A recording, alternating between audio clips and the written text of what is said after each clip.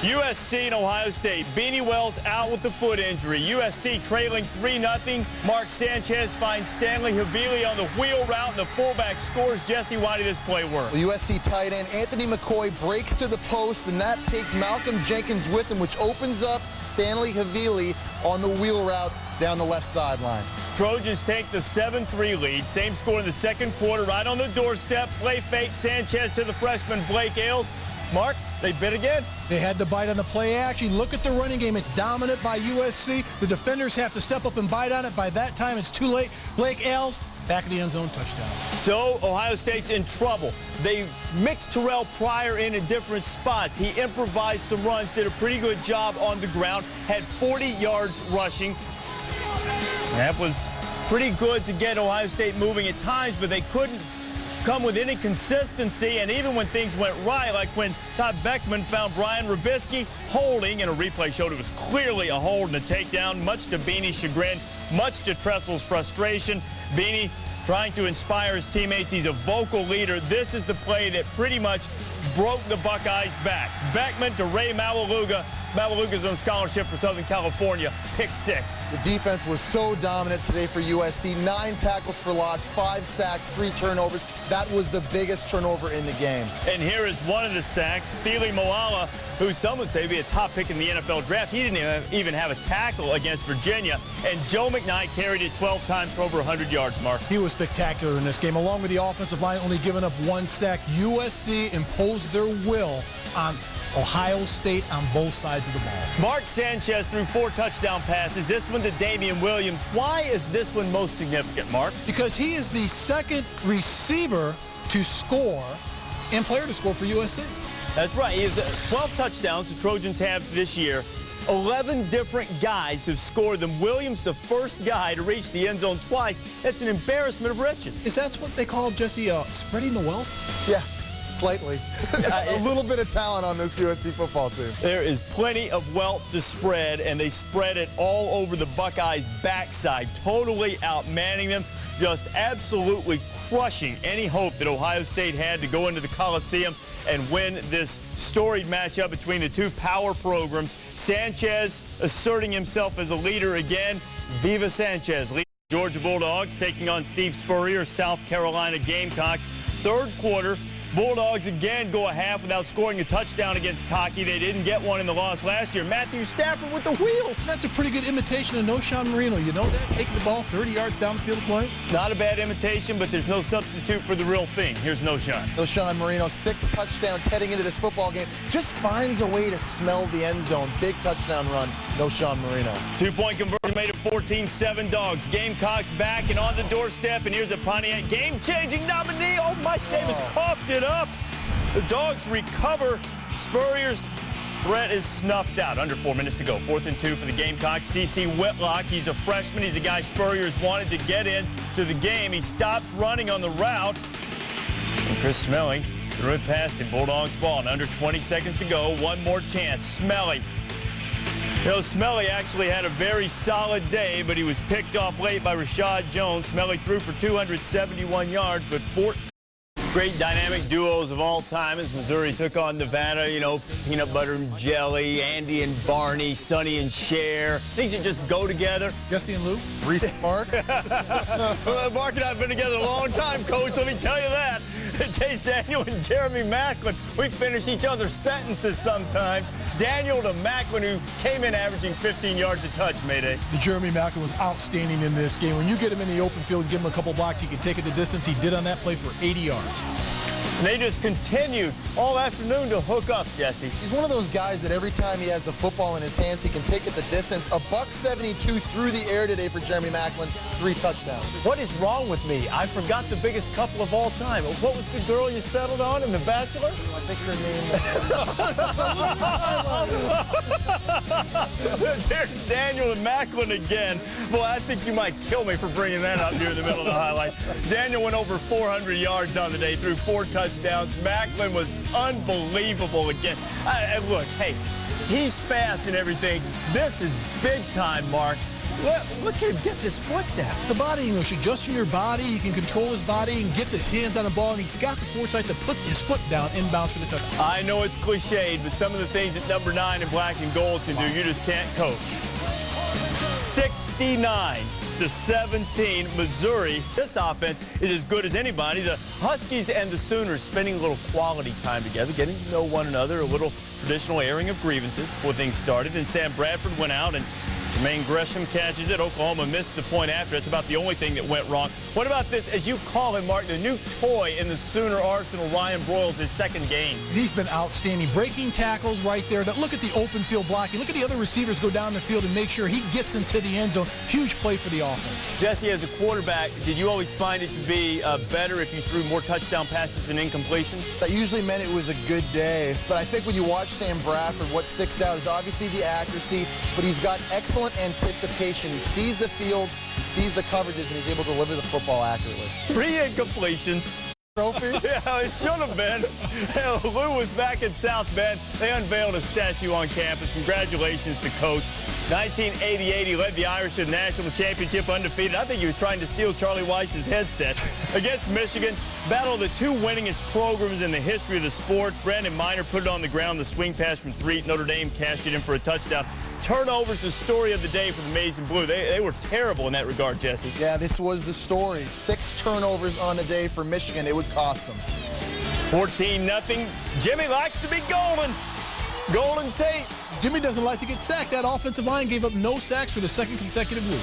Now, I want you to watch what happened to Charlie Weiss on the sideline. This is on a punt, and John Ryan, all 6'5", 245 or 50 pounds of him, comes in there and accidentally, obviously, leg whips Weiss. He's going to have knee surgery over the next few days, but Weiss, tough guy, put a brace on, got some crutches. It started raining in South Bend. He never left the sideline.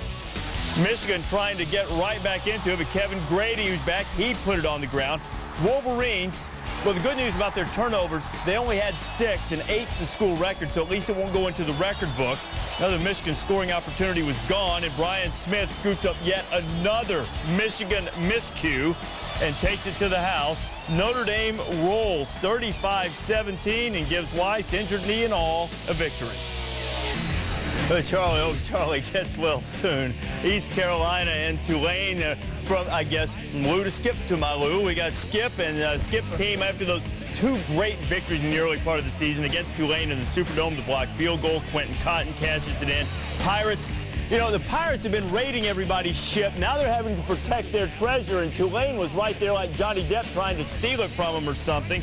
Andre Anderson, who had a big day, pounds it in, ties it at 21. Patrick Pinckney, Brandon Simmons, he puts it on the ground. Turnovers, hurting East Carolina. Tulane went up 24-21, but Patrick Pinckney comes back, Mark. What a nice job of hanging in the pocket and firing this down the sideline. Put a great catch on the sidelines to keep the drive alive. 3rd and 1 for East Carolina. This is supposed to be automatic. Pinckney fumbles the snap, but he scoops it up, and he got enough for the first down. And on 2nd and 10, he finds Jamar Bryant. Patrick Pinckney's been one of the most efficient quarterbacks in the first 3 weeks of college football this season. He puts it all on his arm here to give his team a chance to go up.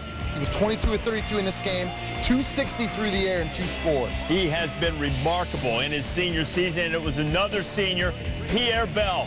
Dropped into coverageman's linebacker position. Great depth. Picked off the pass from Kevin Moore, and the Pirates get to 3-0 for in Starkville.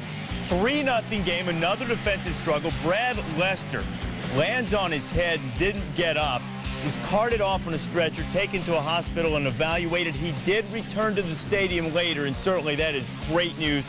Glad to hear it for the fine running back for Auburn. 4th quarter, 5 minutes left. Auburn up 3-2. Tigers had a couple of runners on, but the strikeout when Ben Tate puts it on the ground, and Mississippi State recovers. Now Sly Kroom, in my estimation, Mark, made a coaching error here by going for it on 4th and 15.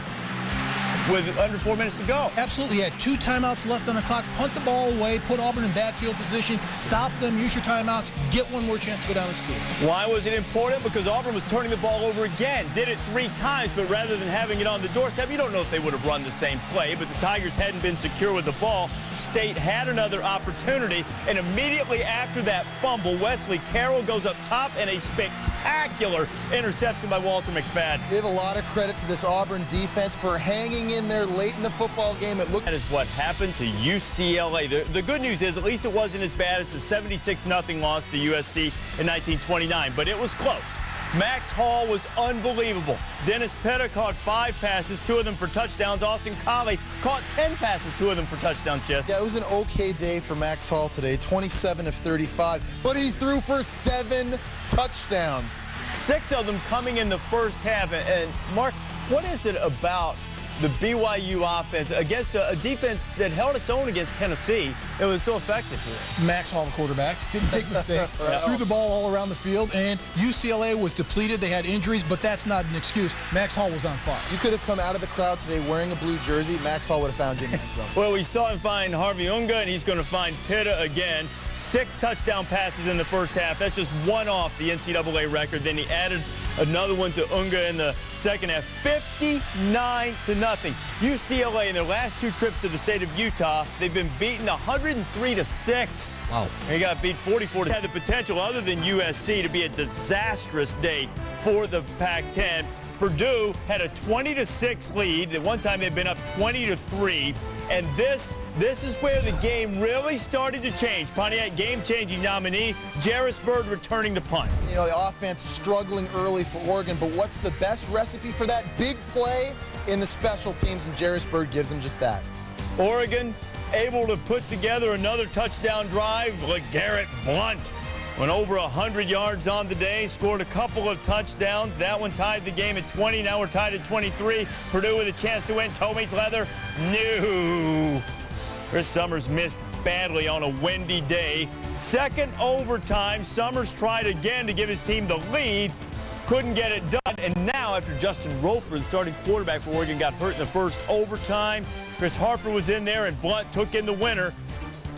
Pat Hill called this the biggest game in Fresno State history, with number 10 Wisconsin coming in. First time 2 ranked teams had ever played in Fresno. And let me tell you, those dogs in Fresno will bite. They were down 10-0, and then Fresno's Tom Brandstater found Devon Wiley. And what a great job by Wiley. They finish off the plane. Nice screen job right there. Gets a little whiz by his wide receiver, but takes it in for the score. In the fourth quarter, dogs down 13-10. Kevin Gosling, he missed 3 field goals in the game. Fresno down by 3. Pat Hill trying to keep his kicker's head in the game. Under 2 minutes to go. Fresno running out of timeouts, and then Bill Rentmeester. Boy, that is a power, big-time Badger kind of run as Bielema in Wisconsin. They win it. The gold medalist and former Illini basketball star there to watch Juice Williams find Daniel Dufresne. Do an improved Juice Williams, more accurate in the offense this year, going to make a lot more plays throwing the football. Juice was 13-25, buck 47. Dufresne had 126 yards rushing, but Michael DeSormo to Eric Jones, and Louisiana Lafayette with under 20 seconds to go, down by just a field goal. Raging Cajuns have to attempt the onside kick. How about the Zookers having to come up with an onside kick against, oh, that thing was loose. To hold off Louisiana Lafayette, and Illinois does it. They've got a week off now before they play Penn State. Looks like they need it, 20-17. Buffalo and Temple. Adam DeMichael and Temple had a heartbreaking loss to UConn a week ago. Under a minute to go. Temple down by 3. DeMichael, Bruce Francis, Bruce Almighty. Temple up 28-24. Ensuing possession. 25 seconds left. Drew Willie across the middle for Naaman Roosevelt. What a terrific job by Roosevelt. Catching the ball, going across the middle, but moving the chains. 3 plays later with 5 ticks remaining, Buffalo's last chance. And no one circles the wagons like the Buffalo Bulls. To Roosevelt. In an election year, Roosevelt has been elected Emperor of Buffalo. A Pontiac game-changing nominee as he hauls in the pass from Willie, and Turner Gill's team at the horn wins it 30-. Arizona State plays Georgia next week. Problem is, Dennis Erickson's team played UNLV this week. The coaches say 1 game at a time. Do not get caught looking ahead. And when Rudy Carpenter found Kyle Williams. It appeared that the Sun Devils were in great shape, up 20-10. Fourth quarter, though, 20-13 now, under 30 seconds to go.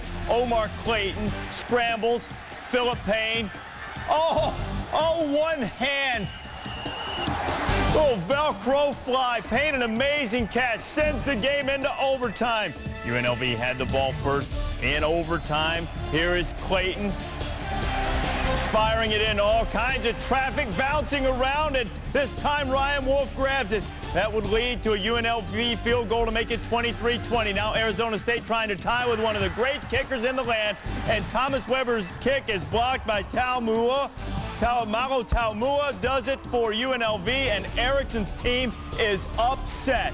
The week before they played Georgia, Tennessee, and Kentucky, waning seconds. Lona Siebert just needed to poke through a field goal to give the Wildcats a 9-point lead and make it an insurmountable edge, but Middle Tennessee blocks it, and now with just a few ticks left, the Blue Raiders have an opportunity, at least one more chance. It was pulled back just over the 30. Now remember, November 10th, 2002, a little premature jocularity for the Wildcats against LSU. LSU had one more play left. They were down, and Devery Henderson hauled it in for the miracle on the Bluegrass, and though Kentucky tried to celebrate, it was LSU who won the game. The quarterback who wore number 12. Marcus Randall flashed forward. Middle Tennessee with its last shot. A quarterback who wears number 12, Joe Craddock. You sense a theme coming here, guys? Yes. Those who do not know history are doomed to repeat it. Eldred King. But this time, Kentucky stops him, I don't know, maybe a half-yard short of breaking their heart, and Kentucky hangs on to win it by a count of 20-14. Maybe he deserves